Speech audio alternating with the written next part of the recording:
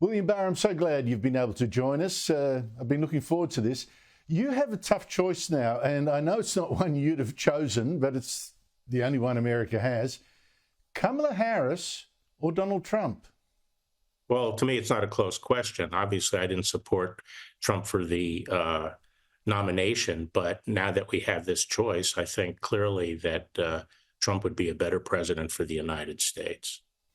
And yet you were very scathing of Donald Trump. You quit at the end of your time with him as Attorney General.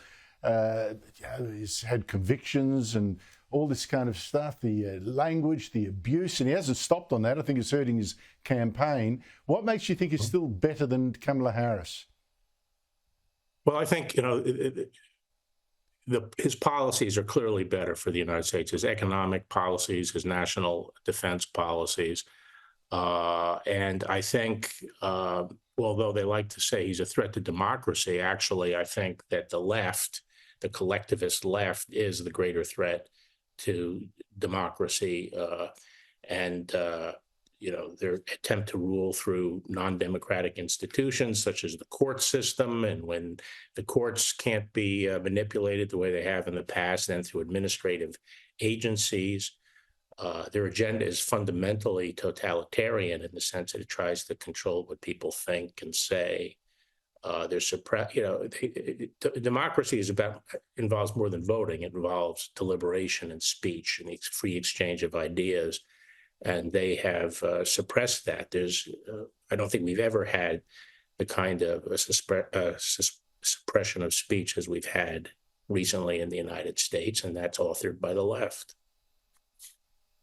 And as you detail in your memoirs too, the kind of attacks that Donald Trump was subjected to and is still being, these prosecutions against him, I think just, look, I'm not a conspiracy theorist, William Barr, and you're the lawyer, you're the former Attorney General under two presidents, et cetera, et cetera.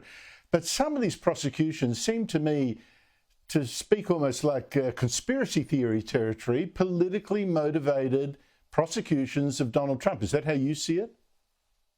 Yes, I think the abuse of the criminal justice process has been underway for a while in the United States. I think it was instigated by the left, and they use it as a political tool. It's not enough to disagree with your adversary. They have to be labeled and established as a criminal. And, as I say, this has been building for decades, but it's part of the anything goes tactics of the left. Anything goes to win power. And politics of personal destruction emanated from the left, and the abuse of the criminal justice process has been one of their primary tools. Now, unfortunately, that necessarily leads to a reaction, and there are people on the right that essentially view themselves as the mirror image and adopt many of the same tactics of the left. But I think the source of the problem is on the left. Well, exactly right. We've seen one extreme is galvanizing another extreme and shrinking the middle. You've had little to do with Kamala Harris, it seems to me. I note in your memoirs you say she even refused to meet you when you were being considered for Attorney General. You were going around to Democrats saying, this is what I am. What kind of president would she be from your understanding of her?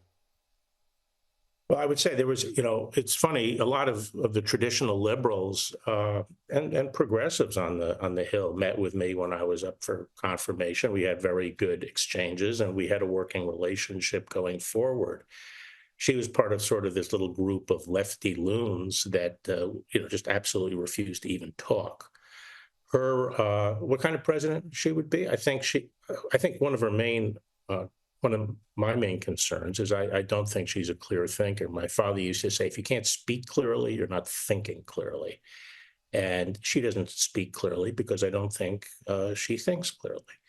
And I think that, she doesn't have any strong principles other than sort of the far left agenda that is essential to have if you're going to get the nomination for president from the Democratic Party. So I'm concerned about her embrace of the green agenda, the heavy regulation of our economy, which is strangling the growth and opportunity from our economy and killing jobs in the United States. the kinds of jobs we need more of. I think she doesn't have much experience in foreign policy, and from what I've seen, it's sort of she's ineffective in councils, foreign policy councils. And I think right now the West is moving into the most dangerous period we have since the 1930s. In fact, in many ways more dangerous because we have multiple challenges coming from different sources. And it concerns me that this is the person who will be the leader of the free world. She doesn't have the background. She's gotten everything, from what I can tell, she's gotten everything in life, and her position is not due to accomplishment or competence, but to other factors.